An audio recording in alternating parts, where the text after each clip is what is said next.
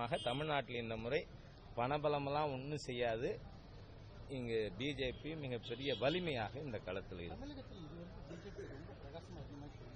அப்படித்தான் 4% இருந்தோம் கர்நாடகாவில். அப்புறம் என்ன ஆச்சு? ஈவன் 84 தேர்தலில் குஜராத்தில் வி காட் ஒன்லி 4% ஓட்டு.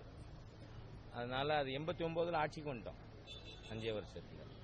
ஆகவே இன்றைக்கு தமிழகத்தில் இருக்கின்ற புதிய அரசியல் சூழ்நிலையில் மக்கள் பாரதிய ஜனதா கட்சியின் பால் திரும்பி இருக்கிறார். பவானி விவகாரத்தில் கேரள அரசை கண்டித்து இடதுசாரிகளே போராடி ஆனால் பாஜக போராடாம யாத்திரை நடத்துறது எந்த அளவுக்கு சரியா சார்? இந்த இடதுசாரிகளை மாறியா? They are already reject and deject. நான் கேட்கிறேன், முல்லை பெரியார் விஷயத்துல சட்டமன்றத்தில் தீர்மானம் போட்டாங்களா இல்லையா? அன்னைக்கு எங்க போனாங்க? ஆகவே இந்த இடதுசாரிகளை பற்றி நான் இந்த வலதுசாரி இடதுசாரி பாதசாரி இதை பற்றியே எனக்கு ஒரு ஒப்பீனியன் கிடையாது. அதனால இடதுசாரிகள் ஏமாற்று பெருவழிகள்ங்கிறத மக்கள் புரிந்து கொண்டிருக்காங்க. 690 தொகுதியில் தேர்தல் நடந்தது. எங்கே இருந்தார்கள்? இடதுசாரியாவது வலதுசாரியாவது they are already reject and deject. அதாவது if the left has got any hope in India and India is not left with any hope. அதை மக்கள் புரிஞ்சிருக்காங்க. They are already totally rejected. இங்க ஏதோ கொஞ்ச நாளைக்கு சத்தம் போட்டு இருப்பாங்க. அதனால அதை பற்றி நாங்கள் கவலைப்படுறோம்.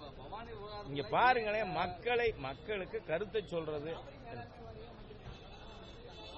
2007 14 வரை ஏன் அமைக்கலன்னு கருணாநிதி வீட்டுக்கு போய் என்னைக்காவது ஊடக நண்பர்கள் கேட்டீங்களா?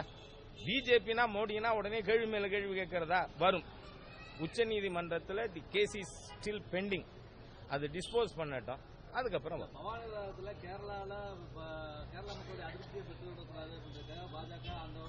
பாருங்களேன். இப்படி அப்ப இத்தனை நாளா காவிரி பிரச்சனையில கருணாநிதி கர்நாடகாவில் அவர் கட்சி வளரணுங்கிறதுக்காக சும்மா இருந்தாரா? இந்த கொஸ்டின்ஸே மோட்டிவேட்டருங்க. நான் இன்னைக்கு தமிழ்நாட்டில் ஒரு மிகப்பெரிய மோசமான பிரிவினைவாத ஒரு பயங்கரவாத சூழ்நிலை உருவாகி கொண்டிருக்கு. அது நீண்ட நாள் பிரச்சனைகளை ஏதோ பிஜேபி வந்ததுக்கு அப்புறம் உருவானது மாதிரி நக்சலைட்ஸ், தமிழ் பிரிவினைவாதிகள், ஜிகாதி பயங்கரவாதிகள் எல்லாரும் ஒன்னா சேர்ந்து அது ஜல்லிக்கட்டு பிரச்சனையா இருக்கட்டும் அல்லது நெடுவாசல். நான் போன அன்னைக்கு நெடுவாசல்ல ஊர் மக்கள் அத்தனை பேரும் உட்கார்ந்தாங்க. அன்னைக்கு அந்த அளவுக்கு பெரிய கூட்டம் என்னைக்கும் கிடையாது. மக்கள் நாங்க மோடி அவர்களை எதிர்க்கல, நாங்க தேச விரோதமா இருக்க மாட்டோம், அதனால அந்த மாதிரியா பிரிவினை பேசுற சக்திகளை உள்ள நுழையப்படாதுன்னு வெளில வச்சிருக்கோம். ஆனா வெளியில எஸ்டிபி கூச்சல் போட்டானா இல்லையா? அது இன்னைக்கு தமிழ்நாட்டில் தயவு செய்து ஊடக நண்பர்கள் இம்மாதிரி நக்சலைட்ஸ், தமிழ் பிரிவினைவாதி, ஜிகாதி பயங்கரவாதிகளுடைய குரலாக ஊடகங்கள் இருக்க வேண்டாம்னு கேட்டுக்கிறேன். 1974 இருக்கிற பிரச்சனை, காவிரி பிரச்சனை தீர்வு வரும் நிச்சயமாக விரைவில் உச்சநீதிமன்றத்துக்கு அப்புறம். கேள்வி கேட்கும் போது ஊடகங்கள் மேல இந்த மாதிரியான ஒரு குற்றச்சாட்டு இல்ல ஊடகங்கள் நான் கேட்கிறேன் எல்லார்ட்டையும் கொண்டே மைக்க நின்றதே தப்புங்கிறேன். யார் இந்த எஸ்டிபி தேச துரோகி இல்லையா? Popular Front of India, is it not anti national? அதனால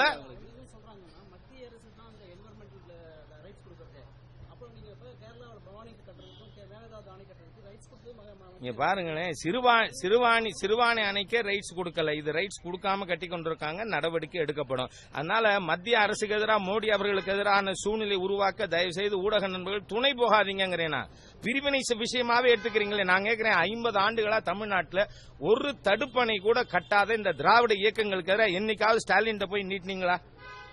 Why you are not asking them? Why? Communist இல்லாதவன் எதுக்கு எதுக்குறதுங்கிறேன் சார். இல்லாத கம்யூனிஸ்டுக்கு எதிராக எதுக்கு போராட்டங்கிறேன்?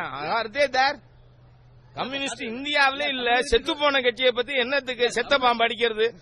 அதனால வேண்டாம், அவ்வளவுதான். இல்ல தயவு செய்து ஊடகங்கள் ஆன்டி மோடி சூழ்நிலை தமிழ்நாட்டில் உருவாக்குறதுக்காக நாம துணை போக வேண்டாம். நியாயமான விஷயங்கள் பேசுங்க. ஆல்ரைட். என்ன ஜல்லிக்கட்டு பிரச்சனை பிஜேபி வந்ததா? இல்ல நெடுவாசல் பிரச்சனை 1991 இருக்கிறது பிஜேபி கொண்டு வந்ததா? எதுக்காக அனாவசியமா தொடர்ந்து இருக்கின்ற பல நாட்களாக நீண்ட நாட்களாக இருக்கின்ற விஷயத்தை ஏதோ மோடி சர்க்கார் வந்தப்பறம் கொண்டு வந்த மாதிரி ஒரு உருவகம் ஏற்படுத்த இந்த 3 தீய சக்திகள், நக்சலைட்ஸ், தமிழ் பிரிவினைவாதி சீமான மாதிரி ஜிகாதி பயங்கரவாதிகள், இவங்க 3 பேரும் உருவாக்க நினைக்கிறாங்க. ஊடக நண்பர்கள் தமிழகத்தினுடைய நலன், தேச ஒருமைப்பாட்டுக்காக நீங்க அவங்களை எக்ஸ்போஸ் பண்ணணும், என்னோட சேர்ந்து ஃபைட் பண்ணணும். உங்களை நான் கேட்டுக்கிறேன், வேண்டுகோள் விடுக்கிறேன். ஓகே. தற்போது மீனவர்களுடைய பிரச்சனையில அவங்க சுட்டுட்டு இருக்கிறாங்க, வேடிக்கை பார்த்துட்டே இருப்போம். இதுவரைக்கும் காங்கிரஸ் ஆகட்டும் பிஜேபி ஆகட்டும் அவங்க பேசிட்டே இருக்கிறாங்க. ஆனா தொடர்ந்து மீனவர்கள் தாக்கப்பட்டு இருக்காங்க. இதுக்கு நிரந்தர சொல்யூஷன் என்ன சார்? இங்க பாருங்க, வந்து பேசின போராட்டம் வந்து வாபஸ் பெறப்பட்டது. மீண்டும் இந்த மாதிரி சம்பவம் நடைபெறாமல் இருக்க மத்திய அரசு உங்கள்ட்ட வேணா ஒரு பத்திரம் எழுதி கொடுக்கலாமா? என்ன கேள்வி இது? 700 பேர் மன்மோகன் சிங் ஆட்சி காலத்துல 10 வருஷத்துல மீனவர்கள் கொல்லப்பட்டார்கள். Have you ever ask this question to them? Ever? இது துரதிருஷ்டவசமானது. ஆனால் இந்த 2 வருஷம் 9-10 மாசத்துல ஒரு துரதிருஷ்டவசமான சம்பவம் நடந்திருக்கு. உடனே மீண்டும் மீண்டும் நடக்குன்னு சொன்னா at time some untoward incident happen. ஆனா மத்திய அரசாங்கம் நிச்சயமா நடவடிக்கை எடுக்கும். அதை மீனவ நண்பர்கள் ஏற்றிருக்கிறார்கள். அதனால என்னவோ நரேந்திர மோடி வந்ததுக்கு அப்புறம் மீனவர் தொடர்ந்து, அந்த வார்த்தை எதுக்குன்னே புரியல, ஒரு சம்பவம் நடந்தது, அது இனிமே நடக்காம அரசாங்கம் நடவடிக்கை எடுக்கும். See, I tell you, don't distort. தொடர்ந்து நடக்கல. 2014 மே 26க்கு அப்புறம் நடந்த ஒரே துரதிருஷ்டவசமான சம்பவம்.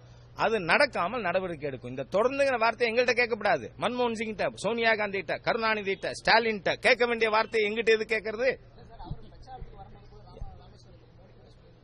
ஆமாங்க, நான் என்ன சொல்றேன் பாருங்க, ஏதாவது ஒரு சம்பவம் அசம்பாவிதம் நடக்கிறதுங்கிறது இயல்பு. இது துரதிருஷ்டவசமா நடந்திருக்கு, வன்மையாக கண்டிக்கத்தக்கது. மத்திய அமைச்சர்கள் வந்து பேசியிருக்காங்க. அது மீது நம்பிக்கை வைத்து மீனவர்கள் போராட்டத்தை வாபஸ் வாங்கியிருக்காங்க. இப்ப எல்லாருக்கும் என்ன கவலை தெரியுமா? ஐயோ, போராட்டத்தை வாபஸ் வாங்கிட்டானே, இந்த கவலை வந்துருது எல்லாருக்கும். அதனால நிச்சயமா அரசாங்கம் நடவடிக்கை எடுக்கும் கடுமையா. உரி சம்பவம் நடந்தது. 17 ராணுவ வீரர்கள் பாகிஸ்தான் ஆட்களுடைய சதி செயலால் தூங்கும் பொழுது அந்த டென்ட்டை கொளுத்தி கொண்டாங்க. 10 நாளைக்கு எல்லாரும் அப்படிதான். மோடி சர்க்கார் என்ன பண்ணுது? மோடி சொன்னாருன்னா 10 நாள்ல பாகிஸ்தானுக்கு பதில் கொடுத்தோமா இல்லையா? அது மாதிரி இங்கே நடக்கும். You give some time. ஒரு அரசாங்கம் அது அடுத்த நாட்டை சேர்ந்தது. அதனால அதுல வந்து எடுத்த உடனே நடவடிக்கை இருக்கலாம்ங்கிறேனா? ஏன் இந்த தமிழ்நாட்டில் மோடிக்கு எதிராக, மத்திய அரசாங்கத்திற்கு எதிராக தமிழ் தீவிரவாதிகள் செயல்படுகிறார்கள். அந்த போட்டு யாருக்கு சொந்தம்? அதை நீங்க கண்டுபிடிச்சீங்களா? நான் இப்ப சொல்லல, கண்டுபிடிங்க. அது நான் சொல்ல மாட்டேன். இந்த ஜல்லிக்கட்டு பிரச்சனையிலிருந்து தொடர்ந்து மத்திய அரசுக்கு எதிராக பணம் கொடுத்து மக்களை தூண்டுகின்ற சக்திகளோடது. You find out. அதனால அந்த சக்திகள் செஞ்சிருக்கலாமா இல்லையா? செஞ்சிருக்கலாம். இல்ல சீன ரோந்து படை செஞ்சிருக்கலாம். அதனால எதுங்கிறத விசாரணை பண்ணிட்டு தக்க நடவடிக்கை எடுப்போம். சார், சீமான் யாரு சார்? இந்தியா என்ன செய்யுதுன்னு கேட்கிற தேச துரோகி, வெளியில போங்கிறேன் நாட்டை விட்டு. நான் சொல்றேன், சீமான் should quit இந்தியா. எப்படி அவர் இந்தியா என்ன செய்யுதுன்னு கேட்க, are you not an Indian? யாரை தூண்டுறதுக்கான்னு கேட்கிறேன்.